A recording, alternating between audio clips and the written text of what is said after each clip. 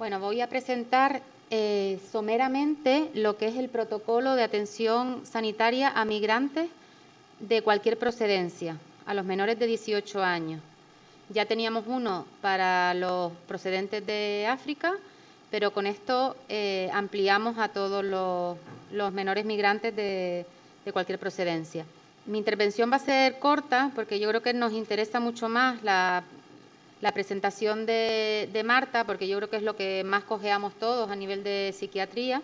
Vale, este es el índice del protocolo, está colgado en la intranet e incluso también en la página del Gobierno de Canarias, en las publicaciones, pues también podemos llegar a él. La Declaración Universal de los Derechos Humanos, que fue en el año 1948, ya nos decía que había que atender sin distinción alguna de raza, ni de origen social, ni nacional, a cualquier paciente. Y es así en España, que a cualquier menor de edad que venga, lo vamos a atender. El alcance de este protocolo no solo es a nivel de pediatría, sino también para los médicos de familia, aquellos pacientes menores de 18 años de toda Canarias. Desde que llegan pueden tramitar lo que es la tarjeta sanitaria, dependiendo de si vienen con sus familias o vienen sin acompañantes, pues la dinámica es distinta. Esto se le dirá a todos los administrativos para que ellos sepan de la forma de que hay que hacerla, pero que todos tienen que tener su tarjeta sanitaria. Aunque pudiéramos pensar que la procedencia de las personas migrantes, la mayoría vienen en cayuco, porque es lo que hay más en las noticias, realmente la realidad es que nuestras consultas principalmente nos vienen de otros países que no es en cayuco. Depende de las zonas de cada centro de salud, pues habrá más magrebíes, en otros habrá más procedentes de Sudamérica, y para todos ellos está este protocolo. La competencia cultural la ha dejado precisamente en blanco, porque muchas veces no sabemos cuál es la cultura del otro paciente, no sabemos cuál es su idioma, no sabemos sus costumbres y nos quedamos en blanco muchas veces ante ver un paciente que nos explica una razón de que le pica o le duele algo porque es un brujo o porque y no lo entendemos nosotros, ¿no? Entonces necesitamos muchas veces el adaptarnos a lo que tenemos delante. Entonces tenemos muchas veces etnocentrismo, es decir, que nosotros desde nuestro punto de español miramos al resto del mundo como si fuéramos el centro del universo. Y no es así. Entonces también nos ocurre que queremos hablar y que la otra persona te está hablando en otro idioma que no nos entendemos. La barrera idiomática también a veces es importante, incluso aunque hablen nuestro propio idioma, los sudamericanos muchas veces tienen palabras que nosotros no entendemos. El párate lo dicen ellos y nosotros pues como que me paro, ¿no? Es que te tienes que levantar. Entonces tenemos también que aprender cuál es el idioma en el que hablamos. Y tenemos que llegar, pues eso, a ser en una posición de igualdad, de darnos la mano, y si por algo no nos podemos dar la mano porque necesitamos un mediador, pues buscar ese recurso también que nos ayude a poder entender esa cultura e incluso a poder entendernos lingüísticamente. Si no tenemos un mediador, pues tenemos la tecnología, que a día de hoy tenemos una aplicación que se llama Mitradasam y que bueno, nos es útil para traducir en diversos idiomas. Cuando ya tiene tarjeta sanitaria y ya lo vamos a atender en una consulta de acogida, que si es menor de 6 años, pues se intenta que sea lo más pronto posible, y si tiene más de 6 años, pues bueno, tenemos hasta 6 meses un poco para hacerle esa visita de acogida. Tenemos que, como cualquier otro paciente, pues saber sus antecedentes familiares, que aquí nos importará mucho pues las enfermedades hereditarias, las hemoglobinopatías, déficits enzimáticos, que muchas veces pues es más frecuente que en nuestro país, enfermedades infecciosas que hayan podido tener, y si sus madres o hermanas han sufrido mutilación genital femenina.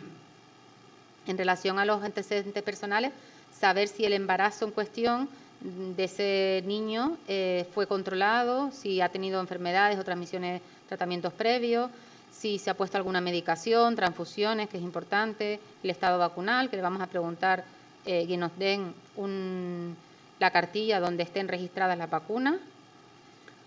Y en relación a su historia actual, pues tener claro cuándo ha llegado, de qué países ha venido, si se ha hecho cribado en otro centro de salud anterior o en un centro de acogida, si estaba en un centro de acogida, qué identidad cultural o qué idiomas habla para saber si necesitamos un mediador o no, si ha estado escolarizado en su país de origen, qué ruta migratoria ha hecho y de qué forma ha sido y en qué condiciones, los apoyos que tiene a nivel familiar y social, por saber si han venido solos o ya tenían su familia extensa que estaban en Canarias, la situación que hay en ese país de origen, si han venido después de una guerra o de una epidemia de algo, y ya después pues una anamnesis y exploración normal. En relación a la exploración física, tendríamos pues cosas un poco específicas que tendríamos que mirar, que realmente pues sobre todo es en la piel, en adenopatías, a nivel cardiorrespiratorio. Muchas veces podremos encontrar cardiopatías que no han sido diagnosticadas previamente. Este es el caso de un ejemplo que efectivamente tenía una valvulopatía y que tuvo que ser intervenido. Este es un paciente con un sarcoma que terminó perdiendo la mano. Estos son infartos por drepanocitosis. Esto fue una lesión nerviosa tras un traumatismo que no se trató y esto pues una fístula. Esto pues normalmente no lo vemos porque prácticamente de los que estamos aquí, bueno, pues ninguno estaremos vacunados de la BCG. Bueno, pues esto es una vacuna de la BCG puesta recientemente y ya pues con el tiempo pues sabemos que efectivamente a veces hay que buscarla, ¿no? Es que es como esa hendidura ahí, esa depresión que nos es útil porque saben que dependerá de si está puesta o no, pues a lo mejor el resultado de un mantú. Esto sería pues una tiña capitis, unas tiñas y una pitiriasis versicolor que bueno, que la madre también tenía. Ahora pues nos estamos hartando de ver muchas sarnas, entonces pues bueno, ya creo que muchas veces ya creo que semanalmente estamos diagnosticando a los pacientes.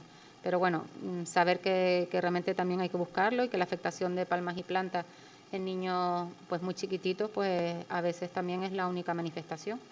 Y ya después, bueno, cosas que normalmente no vemos tanto, pero sí que tenemos que saber que existen, ¿vale? Y que, bueno, si las podemos diagnosticar, pues mejor todavía. Y si no, pues nos ayudamos del dermatólogo o hablamos con nuestros amigos Martín, Merche y Avián y que nos ayuden un poco a diagnosticarlo.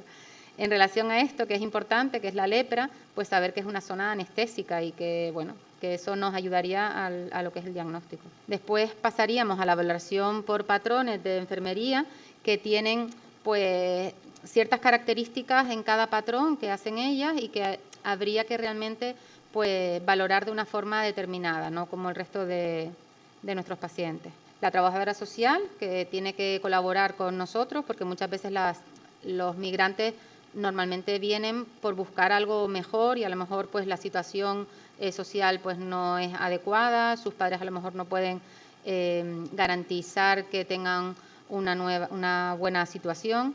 Entonces, pues bueno, tenemos que derivar a trabajo social para que valoren un poco la situación y nosotros pues detectar lo antes posible si hay factores de riesgo. Ya después de haber hecho la primera visita de acogida, pues le pediríamos en ese momento lo que es una analítica con un hemograma y una bioquímica, una serología que tendremos que previamente comunicárselo y tener un consentimiento simplemente verbal.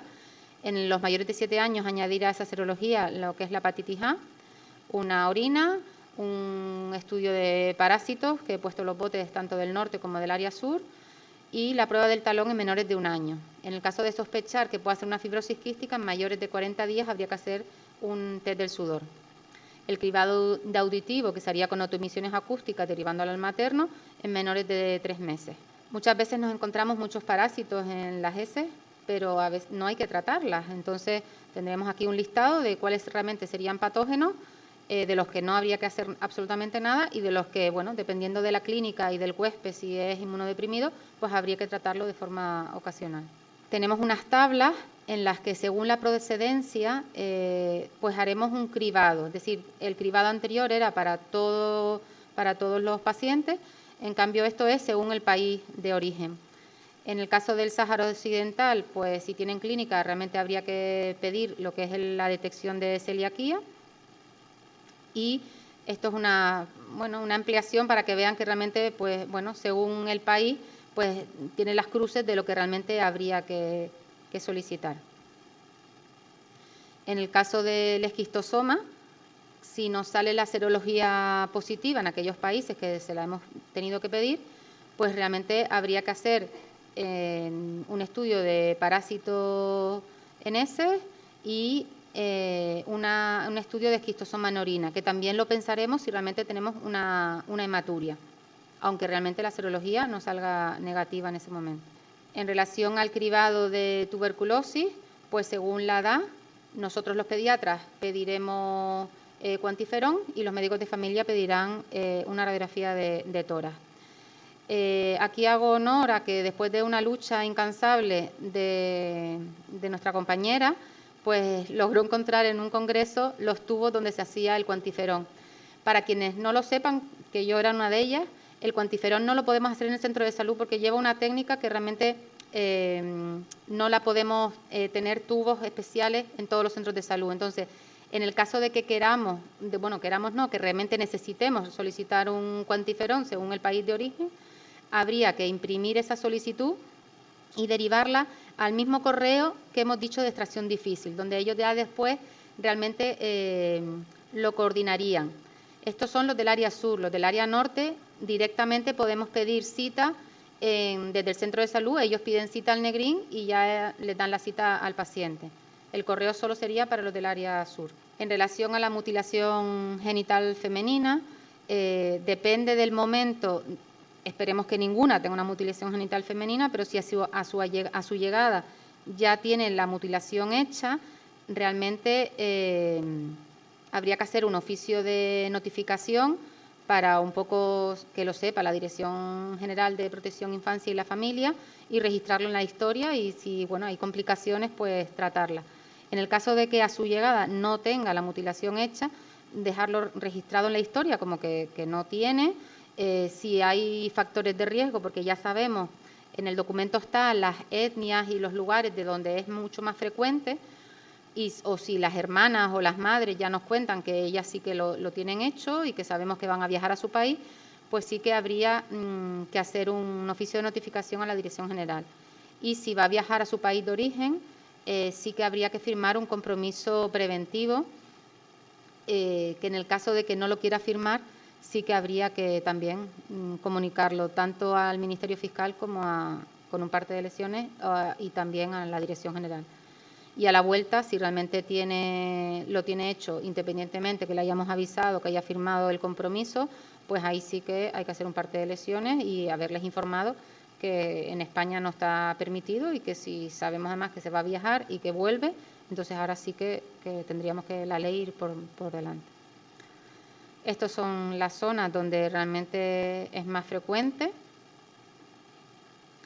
Y este sería el modelo de compromiso que realmente tendríamos que custodiarlo hasta que el paciente ya pues sea mayor. La vitamina D, pues igual que tenemos criterios para dar vitamina D en el programa de salud infantil, pues aquí pues incluye pues la piel oscura, el tener velos, el tener ropa, esas pues niñas que ya vienen con todas tapadas, entonces claro, pues el sol no les da, pues tienen más factor de riesgo. Podríamos pedirle vitamina D o podemos darle directamente profilaxis.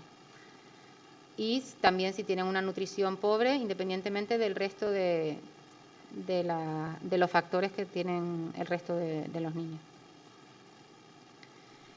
El plomo, pues hay muy pocos países donde realmente habría que hacerlo, pero si tienen una clínica sugestiva de deterioro del neurodesarrollo, cefalea, letargia o pica, pues realmente habría que solicitarlo. La enfermedad de Chagas, que principalmente es en Sudamérica, habría que hacerla en cualquier paciente menor de 18 años que haya estado más de un mes de estancia en ese país. Y las embarazadas sin serología tras la llegada a España. En aquellos menores que sus madres procedan de áreas endémicas y que no se han hecho serología tras la llegada, pues también, si no podemos hacérselo a la madre, pues tendremos que hacer al menor. En relación a las vacunas, esto es como una chuleta donde se ve que según la vacuna vemos la edad mínima donde la podemos administrar, el número de dosis necesario para estar correctamente vacunada, cuándo la podemos vacunar si son mayores de 7 años, los intervalos entre ellos, ¿vale? Entonces, aunque no se ve aquí, pero en el ordenador sí que se ve, si lo ampliamos o lo imprimimos, vemos el intervalo entre una dosis y otra. Incluso esto lo podemos imprimir e ir pegando ahí las pegatinas hasta que tengamos el calendario vacunal hecho y ya después le imprimiremos lo de Dragon. Pero es una forma de organizarnos de qué vacunas ir poniéndoles en cada visita. Tenemos una versión reducida donde la información ya más necesaria para la consulta y la podemos tener impreso o ir directamente a verlo en el programa. Como resumen, decir que la asistencia es para toda la población infantil y adolescente, venga de donde venga, que nos tenemos que entender con ellos, que tenemos que detectar y tratar lo que veamos, hay que vacunar, hay que integrarlos en las rutinas y en todo lo que realmente los niños hacen, en el deporte, que hay que darles apoyo y ayuda, que muchas veces lo necesitan porque se han ido a lo mejor de ahora para después de su país y no han hecho un duelo de despedida y bueno, y a veces lo pasan mal y hay que hacerles un acompañamiento en todo este proceso. Para esto último, principalmente, pues nos va a hablar Marta, que nos explicará un poquito qué es lo que le podemos ayudar mejor. Bueno, pues buenas noches a todos. Gracias pues por la invitación. Creo que soy la única no pediatra de la sala, ¿no? Vale. Hay más no pediatras por ahí, pues nada. Muchas gracias por la invitación y poder hablar de esta parte, ¿no?, de la salud mental, ¿no? Son aspectos además muy generales que ustedes ven en el día a día, ¿no? Yo, bueno, echo de menos, y ojalá en algún momento roten, ¿no?, residentes de pediatría con nosotros y podamos integrar una mirada, ¿no?, de la salud mental del niño y que juntos podamos construir una visión integral de los menores y las menores de nuestra isla. Bueno, pues a mí me toca, ¿no? Yo me he encargado de la valoración de salud mental dentro del protocolo que ha descrito María Eugenia. Y bueno, para empezar, pues es muy importante poder detenernos aquí y pensar en la salud mental de los pacientes, porque la población migrante, la población menor, ¿no?, es una población muy vulnerable y susceptible de poder padecer trastornos de salud mental. Tengamos en cuenta que son niños, pero no solo eso, son niños en los que van a encontrarse con una ruptura en su vida, una ruptura biográfica en la trayectoria vital que tenían concebida desde que nacieron hasta ser adultos. Hay una pérdida de lazos afectivos importantes cuando se van. Normalmente no es fácil en el sostén, ¿no?, la posibilidad de un sostén en el que se encuentren, que pueda ser una base segura y flexible para que ellos puedan desarrollarse, poder reparar y poder conectar con aspectos más relacionados con la resiliencia. La barrera idiomática, ¿no?, la barrera cultural en general, ¿no? Es una población vulnerable que tenemos que prestar atención, pues, a nivel de salud mental. A ver, espérense por aquí que es que... Vale, bueno. Me gustaría hablarles un poco que no sé los conceptos que partimos de la salud mental, ¿vale? Pero nosotros en la actualidad trabajamos desde un modelo biopsicosocial, ¿vale? Y un modelo ecosistémico. Esto quiere decir que no trabajamos con el niño solo desde el punto de vista del niño, ¿no? Entendemos que los seres humanos somos seres en relación y lo que nos sucede a nosotros en nuestro entorno y desde otras perspectivas nos van a influir en cómo somos, cómo vemos el mundo y cómo interactuamos con él, ¿vale? Entonces, podemos pensar que si hablamos de un sistema grande, el microsistema sería pues este niño en desarrollo, ¿no?, el desarrollo físico, cognitivo, social y emocional. Disculpen que los efectos al pasarlo al PowerPoint, vale, no está justo, pero por ahí ustedes lo ven. Estaría luego el microsistema, ¿no?, la familia de este niño, los cuidadores, el colegio, ¿vale? Nombramos al mesosistema esa interrelación de los sistemas. Y por otro lado tendríamos sistemas más amplios que tendrían que ver pues la cultura, nuestras leyes, la política, ¿no?, todas estas cuestiones que nos rigen. Entonces, cuando estamos atendiendo a un niño, no estamos atendiendo solo esto, ¿no? Nosotros atendemos y estamos explorando, intentando comprender un marco mucho mayor para comprender qué es lo que le ocurre. Si hablamos de los factores de riesgo psicosocial, pensando en una migración, tenemos que tener en cuenta los diferentes momentos por los que pasan. Ay, qué pena, no está saliendo como, no aparece como me gustaría, pero vamos a... esto no sale. Bueno, me voy para acá. Bueno, esta presentación tenía 3 fotos. En la primera salía África, ¿vale? Y quiere decir que los factores psicosociales que tenemos que explorar no tienen que ver solo, hola, ¿cómo está el niño? ¿Qué le ocurre? No. ¿Cuáles son sus antecedentes personales, sus antecedentes familiares? ¿Cómo era este niño antes? ¿Cómo era este niño en su país de origen? ¿Qué cosas ocurrían? ¿Cómo vivía allí? Por otro lado, ¿cómo ha sido el fenómeno? ¿Cómo ha llegado? ¿Se ha llegado en patera? ¿Ha llegado en avión? ¿Cómo ha sido el proceso? ¿Qué cosas han ocurrido? Y luego, ¿cómo ha sido y cómo se encuentra cuando llega aquí? ¿Está en un hogar? ¿Está con su familia? ¿Está en un macrocentro? ¿Está teniendo contacto con su familia de origen? ¿Está aislado? ¿Hay mediadores?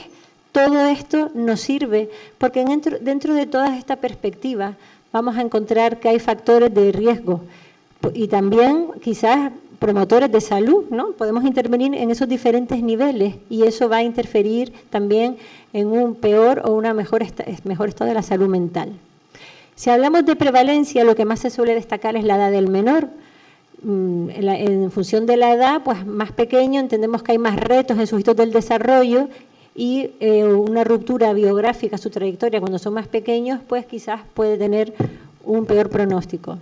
Que no vayan al colegio, detectar los acontecimientos vitales estresantes, ¿no?, que ha estado viviendo, si ha habido abusos, explotación u otras situaciones que vulneren sus derechos, la presencia de malos tratos, la falta de cuidado, negligencias, necesidades afectivas no cubiertas por parte de la familia. Quizás en el momento en el que llegan, ellos llegan o llegan sin acompañamiento o llegan con familias, pero no siempre llegar con familias significa que están protegidos. Las familias también están en sus luchas, en sus situaciones, y no es la primera vez que vemos niños, por ejemplo, en una hospitalización en el materno donde yo trabajo, y ver niñas con un trastorno de conducta alimentaria, con unos IMC muy bajos que pasaron muy desapercibidos para las familias porque estaban en otras luchas, entendiendo que todo estaba bien porque el menor, la menor no estaba comunicando malestar. El desarraigo, ¿no?, niños que vienen y vienen sin familia, la estigmatización social que vemos muchas veces según el tipo de cultura. Como nombraba antes María Eugenia, quería incorporar la competencia cultural porque creo que es esto que tenemos que tener en cuenta todos los profesionales o cuidadores, personas que entramos en contacto para poder acompañar a niños, niñas y adolescentes migrantes. La competencia cultural se podría resumir en un conjunto pues, de conocimientos, de habilidades, de actitudes acerca de las cuestiones culturales en torno a la persona que vamos a ver.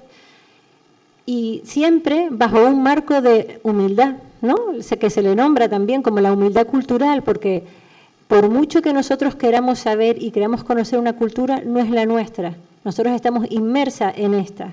Entonces, desde ahí poder comprender. Pero esto nos va a ayudar a poder hacernos cargo de una idea. Si viene un niño chino a consulta, ¿no?, la primera vez que veo a un adolescente digo, ¿y este niño? No están los padres, no viene nadie.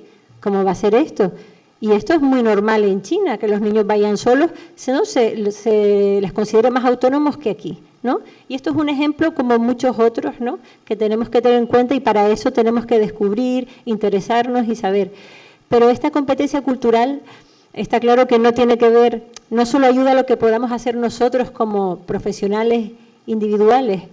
Vivimos bajo otros marcos legislativos y necesitamos que las instituciones, ¿no?, nos puedan proteger y puedan dotar, que puedan facilitar que estas personas, ¿no?, las poblaciones migrantes cuando vienen, pues tengan pues mediadores, contactos con su familia, recursos, facilidades, ¿no? Y esto también tendría que ver de la competencia cultural. Estaría la individual y estaría la institucional.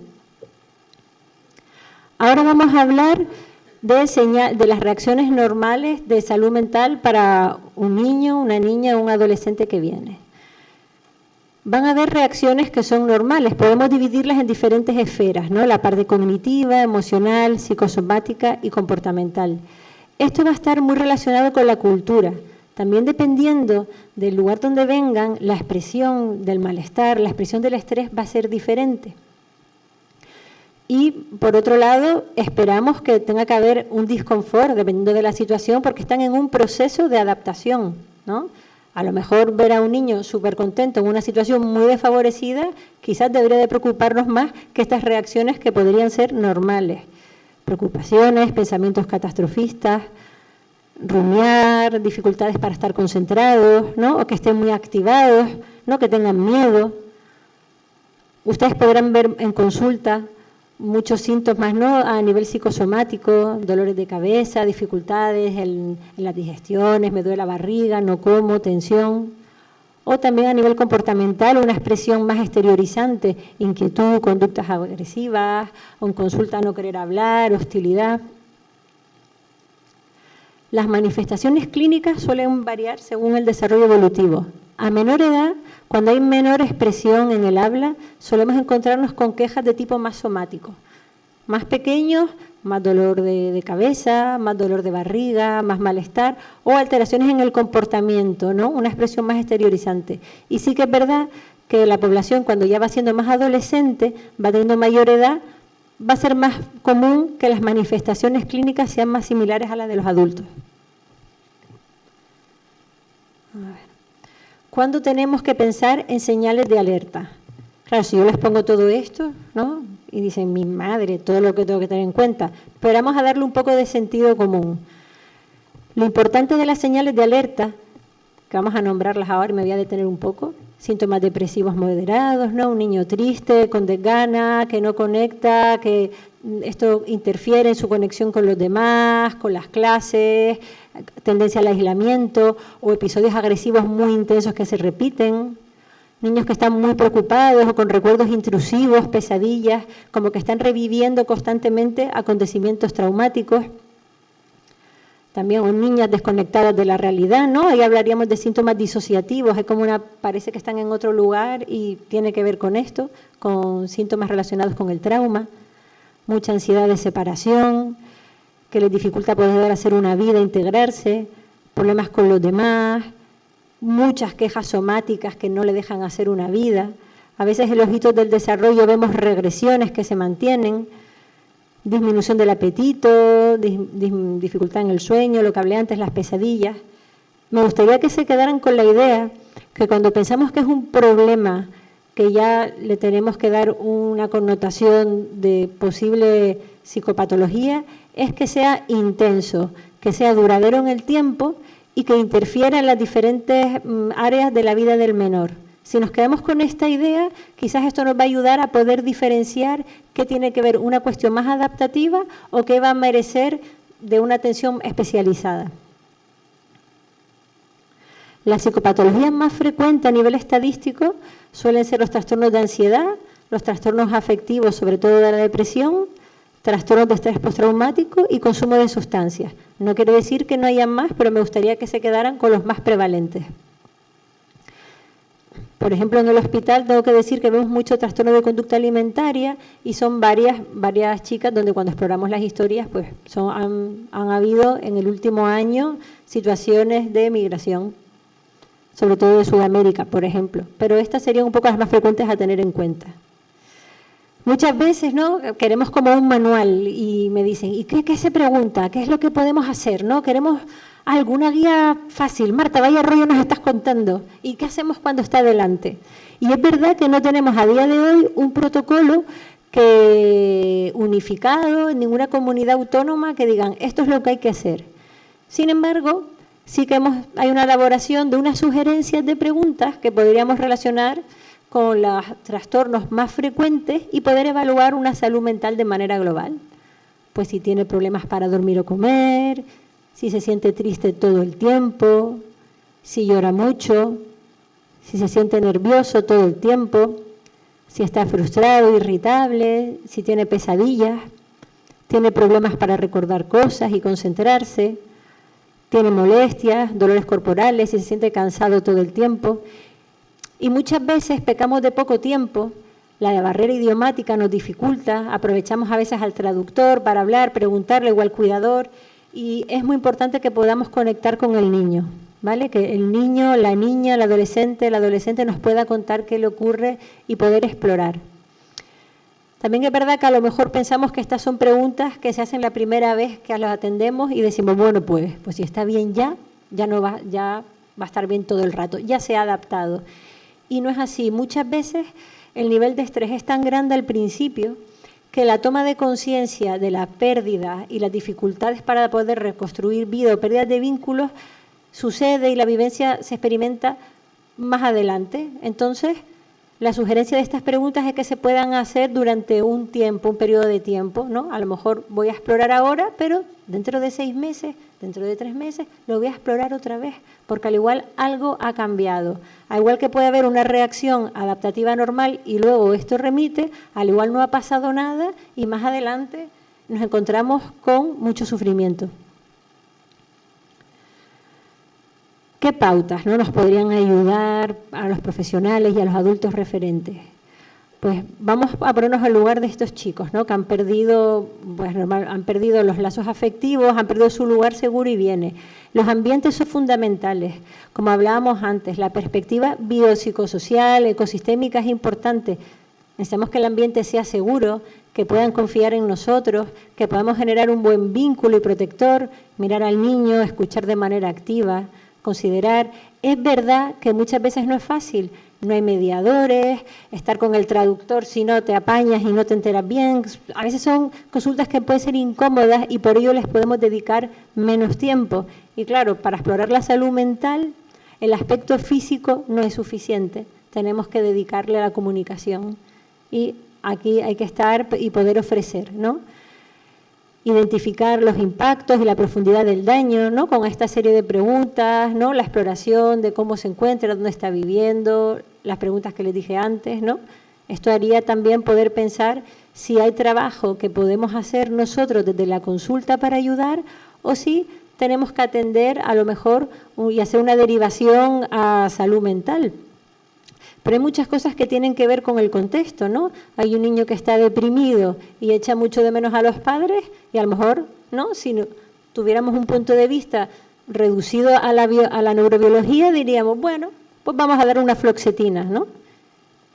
Y sin embargo, ¿cómo sería poder hablar con el mediador, con el hogar y decir, oye, que este niño o esta niña lleva sin hablar con su familia de origen desde hace 6 meses y los ha hecho un montón de menos? Y ya esa intervención va a ser la clave para que este niño mejore, ¿no? O sea, la perspectiva que nosotros tengamos, la idea de las necesidades de este niño, esta niña y este adolescente, va a cambiar mucho y va a hacer que podamos indagar y poder comprender y ser mucho más facilitadores que pensar, hay ideas de muerte especializadas o le damos algo, ¿qué me cuentan?, ¿no? O sea, que hay pequeñas cosas que no son tan pequeñas, pero que están a nuestro alcance, ¿vale? De poder indagar, poder coordinarnos. Ya sé que trabajando en la seguridad social todos tenemos poco tiempo, todo es como un poco cuesta arriba, pero son pequeñitas cosas que aquí podemos ayudar un montón. Identificar, ¿no?, los recursos y capacidades del niño, la niña, el adolescente, dónde está viviendo, tiene tiempo de ocio, está haciendo cosas que le guste o está adaptándose continuamente a lo que se supone que tiene que estar. Poder identificar recursos existentes en las redes familiares, comunitarios, apoyarnos con los trabajadores y trabajadoras sociales, no solo para la tarjeta sanitaria, sino qué recursos podríamos ayudar, cómo se podría sostener fuera esta situación, ¿no? Y, por supuesto, el autocuidado y la prevención del burnout, ¿no? Esto lo hablamos mucho cuando hablamos de formación, ¿no? Trabajar con situaciones duras durante todo el tiempo conlleva también a un desgaste profesional, los sentimientos de impotencia, de frustración, ¿no?, no poder cuidarnos. Y esto lo vemos mucho también en las condiciones de los hogares, ¿no? Cuando le decimos, ¿qué pedimos en salud mental? Pues en salud mental de este niño pido salud mental para los cuidadores de los hogares, para los cuidadores de los centros, porque si no están cuidados no pueden atender bien, se van a ir y estos niños, niñas van a perder referentes continuamente y no estamos pudiendo reparar nada de esta manera. Conclusiones. Que la población migrante infanto-juvenil es una población vulnerable, que la expresión de la sintomatología va a variar según el desarrollo evolutivo, ¿no?, según la edad, que la mayoría de los trastornos se van a distinguir de una reacción normal por la intensidad, la duración y la interferencia. Los trastornos más frecuentes son los trastornos del ánimo, trastornos de ansiedad, el estrés postraumático, también el consumo de sustancias, y que la comprensión y el abordaje que consideramos que hay que hacer para abordar la salud mental es de esta manera, ecosistémica y multidisciplinar. Llegado aquí, pues muchas gracias.